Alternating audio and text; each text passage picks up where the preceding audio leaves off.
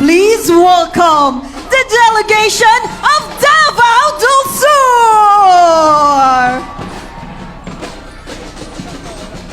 Headed by Honorable Governor Yvonne R. Cagas and Honorable Vice Governor Mark Douglas IV Chan Cagas, Mayor of Malalag, Honorable Zoraida Valentin, with our school's Division Superintendent Lorenzo E. Mendoza, and Assistant Schools Division Superintendent Marilyn V. Deduyo. So, ladies and gentlemen, the Davao del Sur Cobras!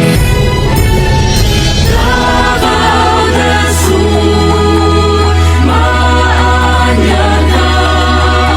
katawan mo, nagkahiusap, puno ka sa guma, paraiso ko, ang pinan ko, ang maayong alay na siya mo, ipadayon mo, o Davao del Sur.